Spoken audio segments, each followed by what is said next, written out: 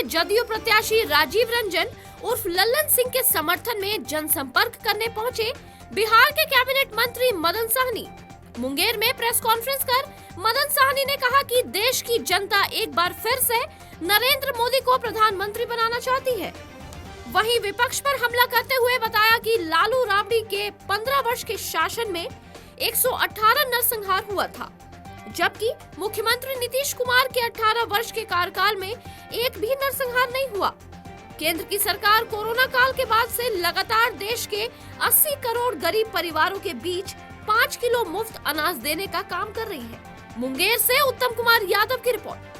इसके लिए सभी लोग तैयार भी हैं और संपर्क के दरमियान हम लोग एक चीज़ जो हम लोग कॉमन देखते हैं वह है मोदी जी का लोगों के प्रति जो है भावना प्रकट होकर सामने आता है। खास के जो महिला हैं और ख़ास के जो जिनके लिए उन्होंने 5 किलो अनाज फ्री में देने का काम किया, या जो गैस सिलेंडर है, उज्ज्वला योजना के तहत जो लोगों का स्वास्थ्य से संबंधित 5 लाख तक का फ्री में इलाज है, जो किसानों को आज तक लोग कहते आए हैं कि हम लोग भारत कृषि प्रधान देश है, लेकिन किसानों के लिए कोई काम नहीं किया। लेकिन आज प्रधानमंत्री जी ने किसान के सम्मान निधि के तहत 6,000 रुपया प्रत्येक साल देने का काम किया है। लेकिन एक सवाल उठता है, सड़क, बिजली, कानून व्यवस्था दुरुस्त हुए हैं। जो सबसे बड़ा समस्या था इस बिहार राज्य के लिए, 15 साल लोग रहे और 15 साल के अंदर अगर 118 नरसंहार होते हैं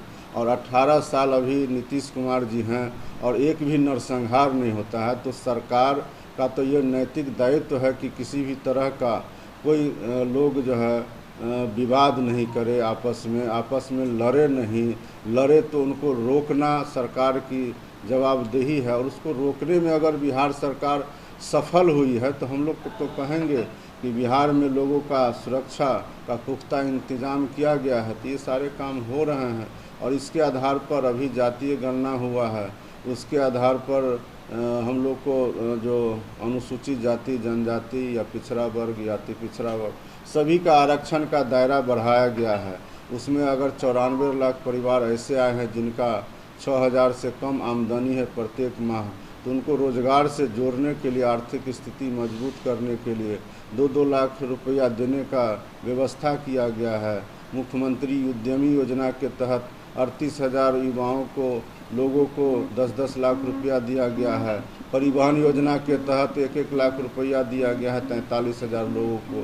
तो ये सारे काम चल रहे हैं। सभी जगह जो है मेडिकल कॉलेज, अस्पताल मुंगेर में भी खुले हैं, इंजीनियरिंग कॉलेज हैं, एम्स बिहार में दूसरा मिला है, दरभंगा में एयरपोर्ट उसका शुरुआत हो चुका है दरभंगा में। ये सारे काम बिहार के अंदर में तो हो ही रहे हैं। और सबसे ज़्यादा तो जो यहाँ की युवा को समस्या है रोजगार का और सरकारी नौकरी का, तो बिहार के अंदर में एक चीज़ तो प्रमाणित हुआ है कि 8 लाख नौकरी अभी तक दिए गए हैं। और माननीय मुख्यमंत्री जी ने अगर गांधी मैदान से इस बात को कहा है कि हम 10 लाख नौकरी और 10 लाख रोजगार देंगे, तो उस पर वो खरा उतर रहे हैं। और बिहार ही नहीं बल्कि देश में अभी तक तो 2 लाख एक साथ चयन पत्र नहीं कहीं बांटा गया है दूसरे राज्य में।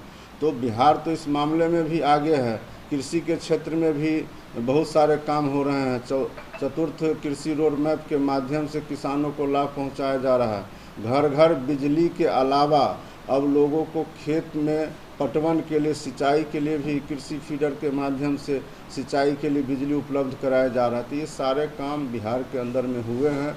और एक चीज़ जो सबसे ज़्यादा हम लोग को भ्रम फैलाने वाला विपक्ष का लगता है, एक तरफ मुख्यमंत्री जी आरक्षण का दायरा बढ़ा रहे हैं और दूसरी तरफ जो है विपक्ष का नेता यह भ्रम फैला रहे हैं कि देश में अगर भाजपा की या नरेंद्र मोदी जी की सरकार आएगी तो वह आरक्षण समाप्त कर देगी। जबकि स्वयं प्रधानमंत्री जी बोल चुके हैं कि जो बाबा साहब अम्बेडकर ने जो संविधान की रचना की, वो स्वयं भी अगर ऊपर से आते हैं तो इसमें आरक्षण को समाप्त नहीं कर सकते। तो हम किस जो है सो खेत की मूली हैं। तो उसके बाद भी अगर इस पर कोई आदमी भ्रम फैला रहा है तो हम तो आपके माध्यम से अपील करेंगे कि लोगों को ऐसे नेता पर विश्वास नहीं करना चाहिए, जो खुद 15 साल तक बिहार के अंदर में राज किए और एक पंचायत में भी आरक्षण देना अति पिछड़ों को, महिलाओं को, दलितों को मुनासिब नहीं समझा, वो नेता आरक्षण की बात कर रहे हैं। तो ये पूरी तरह से भ्रम है, लोगों को धोखा देने वाला है। हमारी जो सरकार है बिहार के अंदर में एनडीए की, या देश के अंदर में एनडीए के रहते हुए ही पंचायत में आरक्षण मिला था। तो ये सारे काम हो रहे हैं। हम लोग इतना ज़रूर कहेंगे कि कोई जात पात नहीं है, सभी लोग एकजुट होकर के, और नीतीश कुमार जी और माननीय प्रधानमंत्री जी और हमारा जो गठबंधन है एनडीए का, वो सभी लोग एक साथ मिल कर के चुनाव लड़ रहे हैं। अभी तक हम लोग 10 लोकसभा क्षेत्र में गए हैं। आज मुंगेर लोकसभा में हमारा दूसरा दिन है और यहाँ भी सभी लोग एकजुट है, कहीं कोई लड़ाई नहीं है। हम लोग लोकसभा मुंगेर भी जीतेंगे और बिहार का 40 सीट हम लोग जीतेंगे निश्चित रूप से।